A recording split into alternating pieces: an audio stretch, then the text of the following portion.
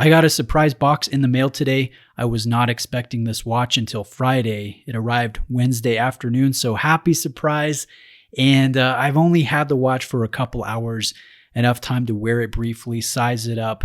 But I want to give you guys my first impressions and share with you the good and the not so good of this recently released Seiko SPB187. This debuted in Japan about a week ago and has just been available really for about 6 days. So I'm looking forward to sharing my thoughts. And I recognize that a lot of you guys that might be watching this video, you've got some Seiko fatigue. You're tired of the price increases. You're tired of the misaligned bezels and chapter rings and whatnot. You're tired of the kind of cheap feel of the bezel action, of the bracelets. And to you guys, nothing I say in this video will change your opinion. In fact, the opposite. I think if you watch this, you're only going to be more sour on Seiko because they have not addressed any of the issues that a lot of you have with this excellent Japanese brand. Now, I'm gearing this video toward those of you that may be on the fence. You're looking into purchasing this watch, but you're looking at the price and you're going, man, that is a lot of money to spend on a Seiko. I have some questions. I want to give you guys as much information as possible for you to make that decision. You know, what's it really like? How good is it? How bad is it? Now, I have it in front of the camera and I got this cool leather Seiko, I don't know, is this a jewelry holder? It's just a fun little mat that you can place things in. I got that as a gift with purchase. The box and papers are over here. I've got the stickers inside, everything, the hang tags. I bought this from JapanOnlineStore.com. So shout out to Kenta for sending it out. And in case anyone in the United States is interested, this was the first time that I did pay an import duty, and I spent $108 to import this from Japan. So just be aware, it could vary depending on the country that you're in, but I did pay $108 in addition to the price on Japan Online Store's website. So that could factor into your purchasing decision. But let me move a couple things and bring this up in front of the camera in prominence and give you guys my thoughts. There's a lot of good here, but there's also some warts at the same time. I like to classify myself as a Seiko realist. You know, I'm well aware that they just don't care about lining up their bezels. The action of the bezel will never be as good as a Swiss watch, generally. The clasps, functional, yes, the bracelet's functional, but usually disappointing. I recognize those things, but what's good here, I really enjoy the case. The size, I think, is ideal. In fact, it might even be too small. let me put it up next to a couple watches. Here it is next to my 40 millimeter Rolex Submariner, which you guys can see the Rolex kind of looks like the dominant watch when it comes to size. That's kind of crazy. Here it is next to an Oris Divers 65, which looks a lot bigger than the Seiko. So that's kind of wild. And then here's the biggest one. This is a 43 millimeter Aqua Racer. Really see how diminutive this watch is. And we've been asking Seiko to come out with, excuse me, sport watches and divers in the more traditional sizes for years. And they're really starting to do that in the past 6 or 8 months. And so this is the latest example. Let me get out my my calipers, set it to millimeter, 0, and let's do the dimensions. So I've got 42.16 diameter, and I've got lug to lug 48.9, and then overall height, they were advertising 12.5. Let's see how good they did. 12.8. So it's not quite as thin as what they're saying. And then we have a 20 millimeter lug width, and it tapers down to 18 at the clasp. So really pleasant dimensions. And if we look at the overall shape here, this is, well, how do I say this?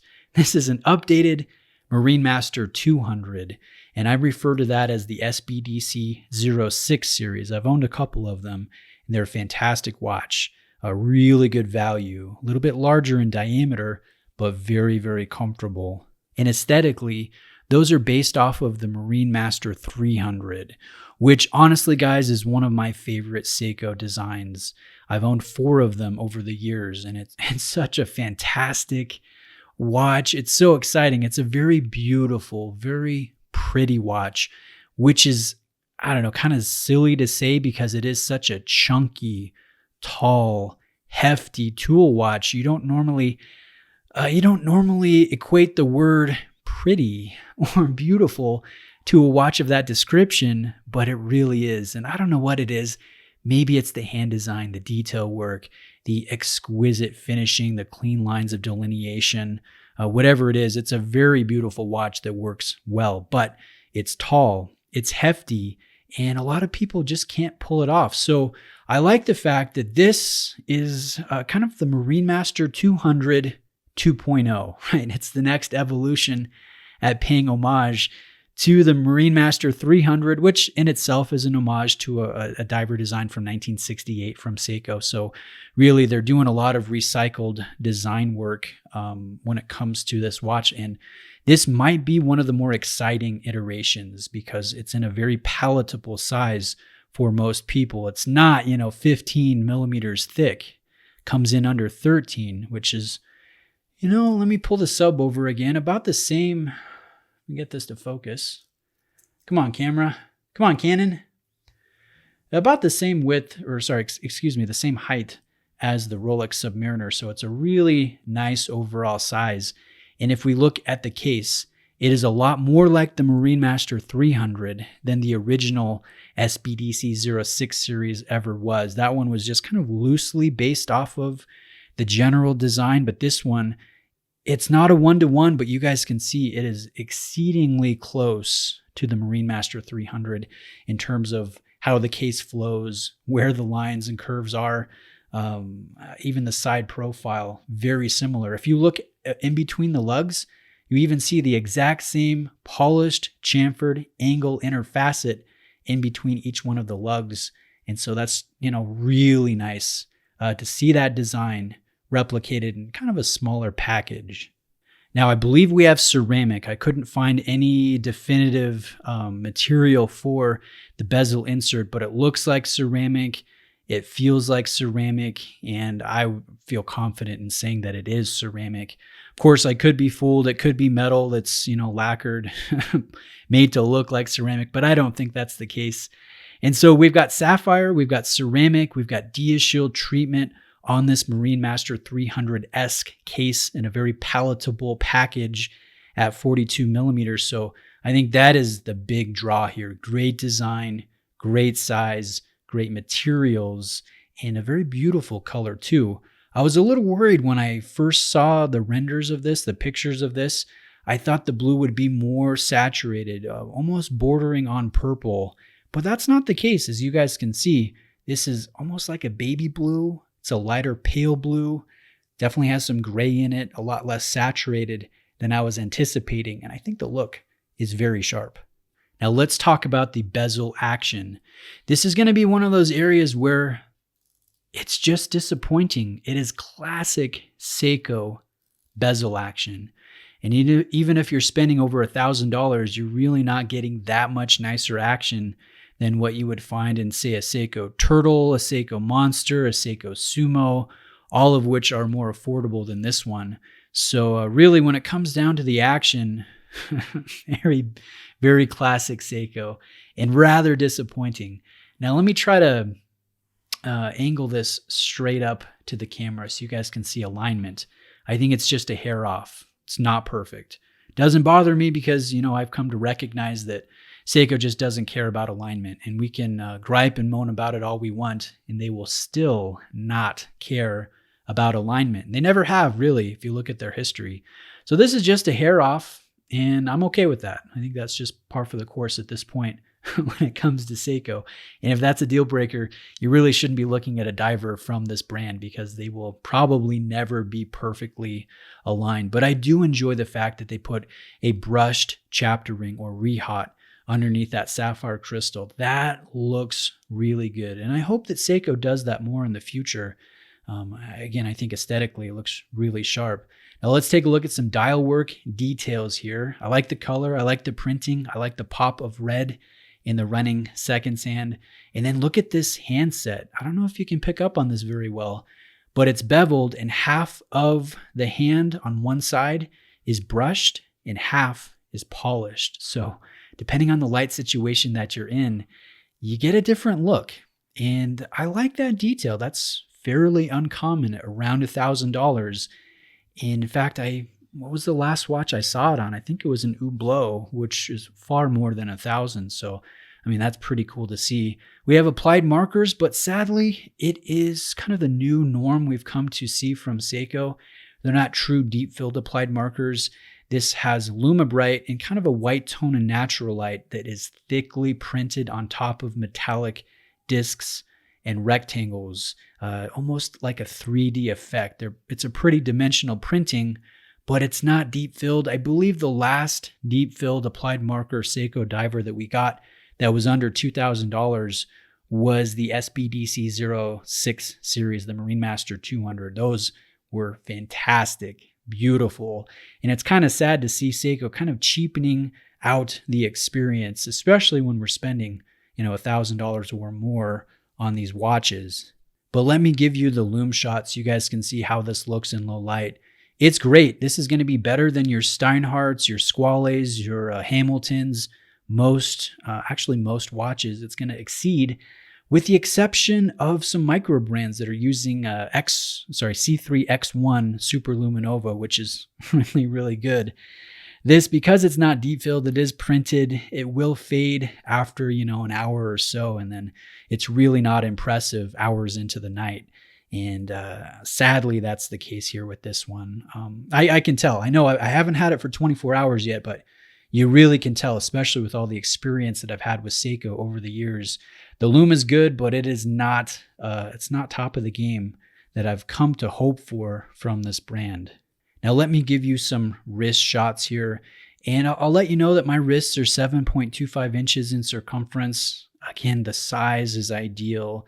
The light play is excellent. I like the ARC, the coating on the sapphire crystal. I like the chamfered edge of the sapphire crystal. And overall, it looks really good. How is the bracelet? It is classic Seiko bracelet, which is disappointing by most standards. It has some flex and give, and that's normal. That's, their design philosophy. They want comfort. They don't want a rigid bracelet. We have a pin and tube system or a pin and collar system for sizing the links.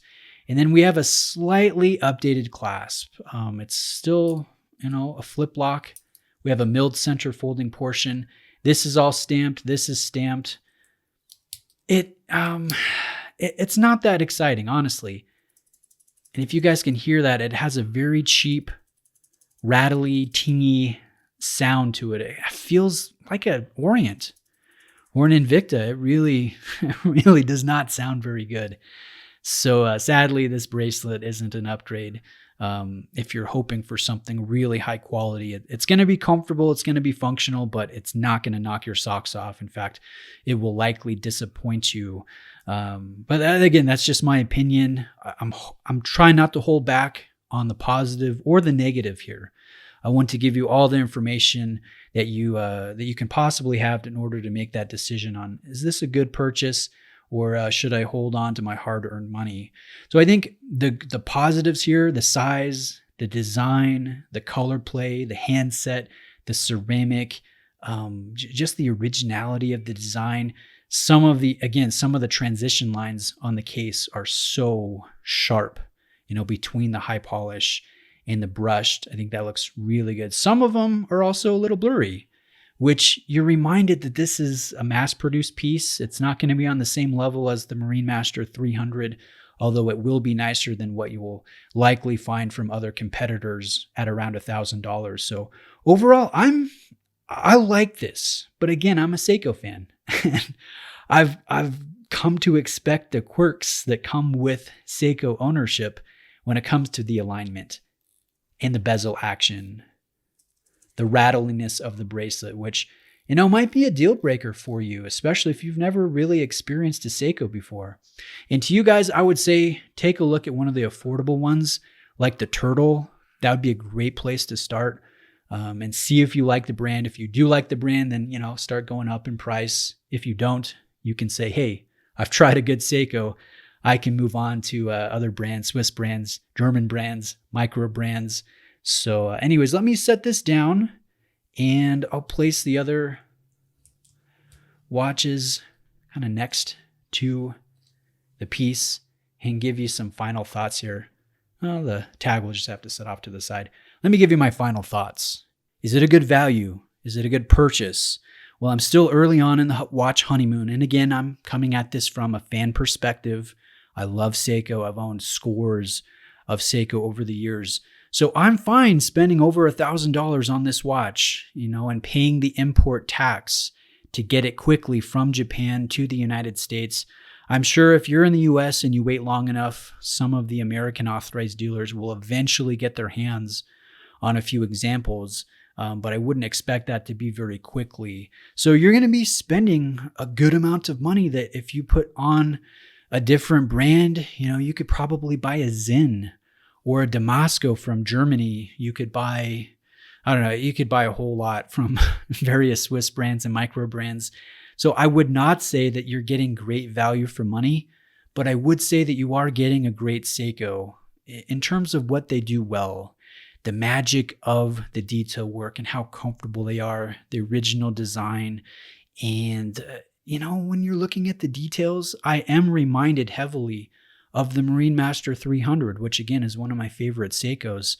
So they've definitely got the feel of that watch dialed in very well at a more palatable size. And I think that is a great thing. So I think the watch is worth the money, but it does have its warts. It does have its negative elements. And I do recognize that a lot of you watching this, and probably, 50 or 100 of you in the comments section will say, this is ridiculous. This is not worth the money.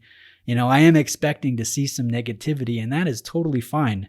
I'm not bothered by that in the slightest, but on the whole, I do think this is a pretty cool release, and I'm looking forward to hopefully comparing it to the SPB143 and the SPB151 as soon as I can get my hands on some of those, and I'll likely go with an American dealer with that to avoid paying some import duty. So guys, thanks for watching this rather long, rambling first impressions video. I really appreciate it. If you're still here, man, kudos. You guys are all stars, and I appreciate it. Hope you have a great evening. Reach out with any questions you may have.